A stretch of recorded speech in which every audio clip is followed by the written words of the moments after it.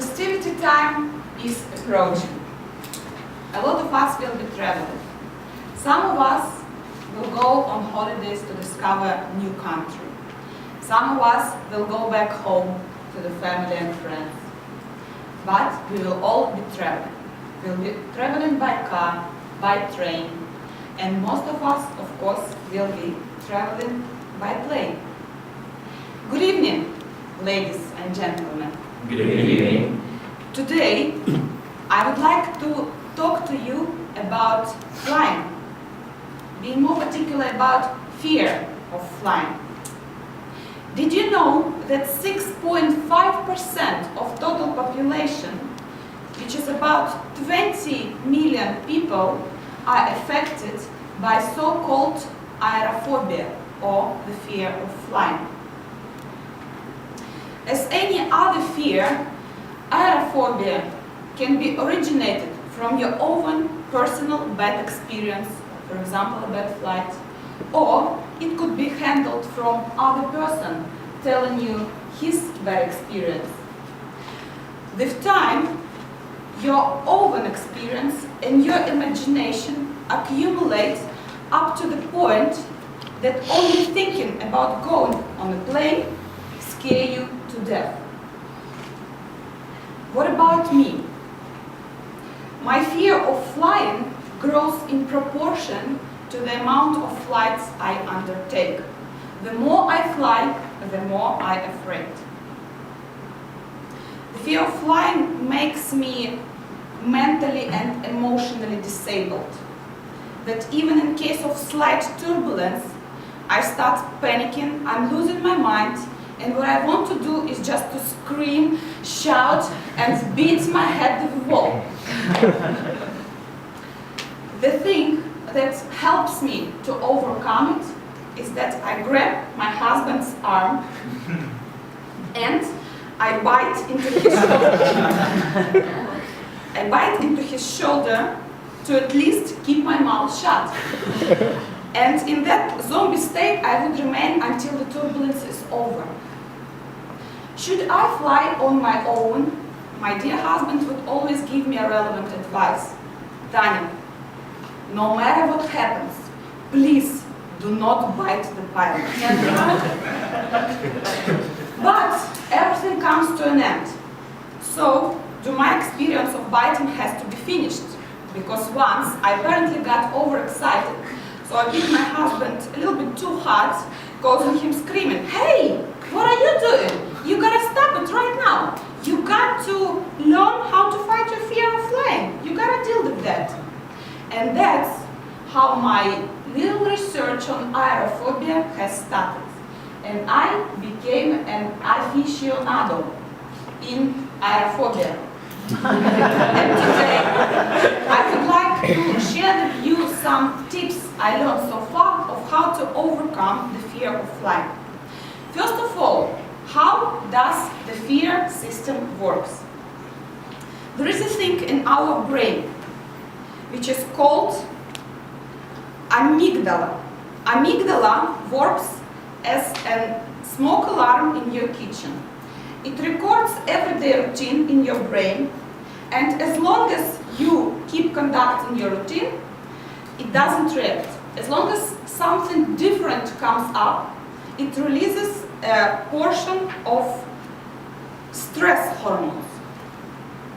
Well, in order to keep it under control, we can do three things. Either to know that we are safe, or to be able to control the situation, or to get out. Well, being a passenger on the flight, we can hardly control anything. Neither can we get out unless you're equipped with appropriate parachute. Therefore, here are something I want to share with you which might help us all on our next journey. First of all, we need to associate our triggers of fear with some nice memories. For example, there is a turbulence. You thinking about starting being afraid. Please try to think about something nice. Recall your memories from your past. Think about your nice event you've got with your friend. Think how you were playing nicely with your pet. Or think about your nice wedding day.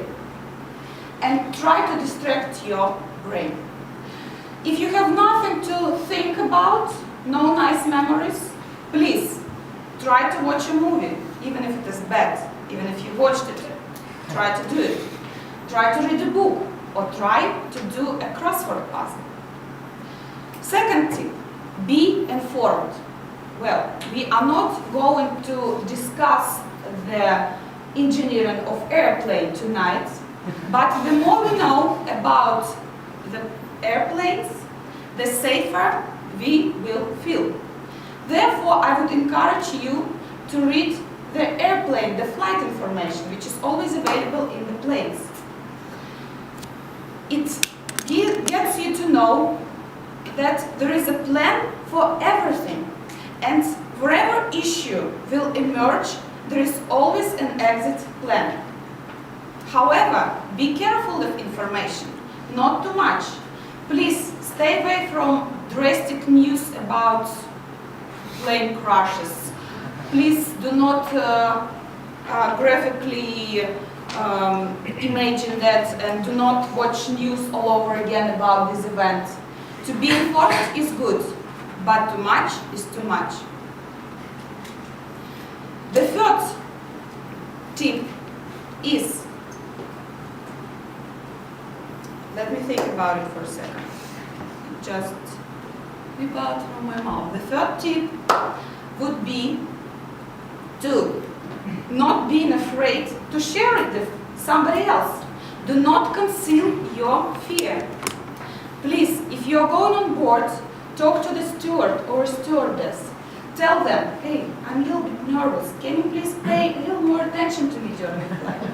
Or talk to a guy or a lady next to you about it.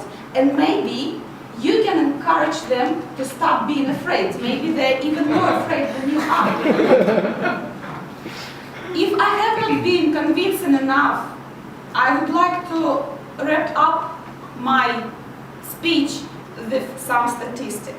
First of all, the airplane is the safest mode of transportation. The chance of being killed in the airplane crash is 1 to 11 million. By comparison, the chance to be killed in a car accident is 1 in 5,000. And the last but not the least, the most dangerous period in the flight is the drive to the airport. With that, I wish you a safe flight, and back to you, Toastmaster of the evening.